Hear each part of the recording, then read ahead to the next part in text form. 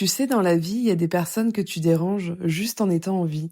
T'as pas parlé, t'as pas fait de grands gestes, t'as juste existé. Et là, bam, t'es déjà sur leur liste noire. Comme si ta respiration, c'était une déclaration de guerre. Et attention, quand je dis déranger, je parle pas de débarquer chez quelqu'un à 3 heures du matin en robe de chambre pour leur vendre un grille-pain. Non, je te parle de ta manière de vivre, de tes choix, de ton énergie, qui vont venir déclencher chez eux un espèce de «non mais elle se prend pour qui?»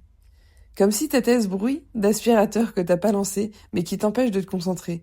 Et eux, ils arrivent pas en fait à trouver le bouton off. Tu aimes sortir? Eh ben ça va peut-être déranger ceux qui préfèrent rester chez eux.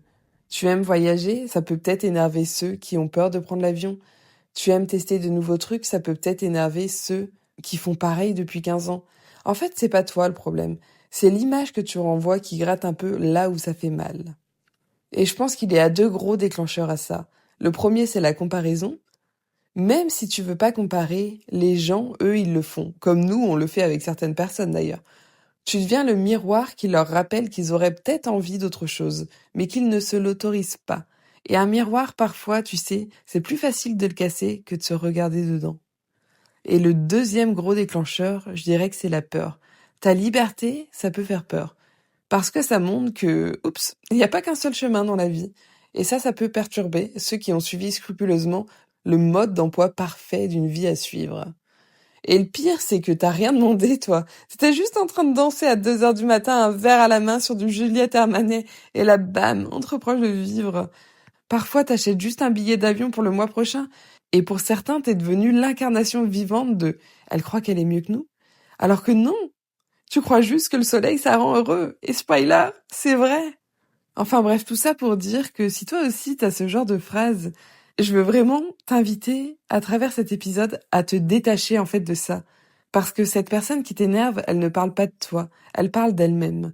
Et t'auras souvent de toute façon ces petites phrases qu'on te balance. Moi, j'ai pas le temps pour ça en fait. Traduction, je culpabilise et je préfère dire que c'est toi qui en fais trop. Tu vas te calmer à un moment? Traduction, j'espère que oui, parce que sinon je vais devoir commencer à remettre ma vie en question. Tu as sûrement eu des phrases comme ça et tu auras encore sûrement des phrases comme ça. Et peut-être que nous-mêmes, parfois, on dit des phrases comme ça à nos amis. Et parfois, c'est pas méchant. On parle toujours de toute façon de nous-mêmes. Je sais pas, imaginons qu'une de tes amies te dit qu'elle part à l'autre bout du monde. Peut-être que la première phrase que tu vas lui dire, c'est «mais t'es sûr de toi? Mais t'as pas peur?» Alors que là, tu projettes, en fait, tes propres peurs. Et que ça soit les personnes qui nous disent ce genre de phrases ou nous-mêmes, en fait, qui disons ce genre de phrases, je trouve ça important de se rappeler qu'on parle de nous-mêmes et que ces personnes parlent d'elles-mêmes. Et c'est ça que j'ai appris, c'est que quand ta manière de vivre dérange, c'est souvent parce que tu touches à quelque chose chez l'autre. Et tu sais quoi, tant mieux. Pas parce qu'il faut énerver les gens, mais parce que ça veut dire que t'es vivante, que t'es alignée avec toi, et que t'es pas en train de réfléchir pour rentrer dans une petite boîte où tout le monde se sent rassuré. Le truc, c'est que c'est pas notre mission, en fait, d'être moins nous-mêmes pour rassurer les autres. Si ton énergie, ta curiosité, ta liberté, ça les agace, c'est peut-être juste le signe que tu es vivante et que, par contre, à l'inverse, ils ont laissé leur liberté au fond d'un tiroir Ikea sous les serviettes de bain.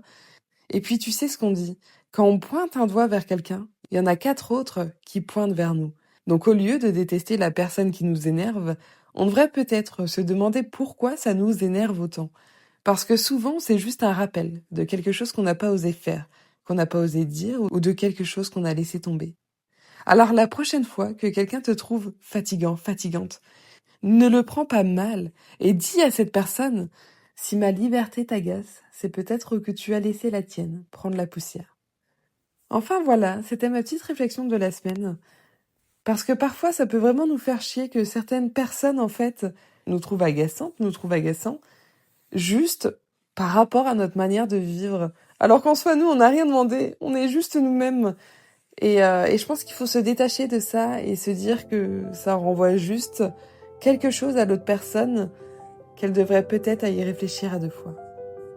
Voilà, si t'as aimé l'épisode, tu sais ce qui me rend heureuse. C'est quand je vois que vous le partagez à un ami, à votre sœur, à votre groupe WhatsApp, bref aux gens qui, eux, vous laissent être vous.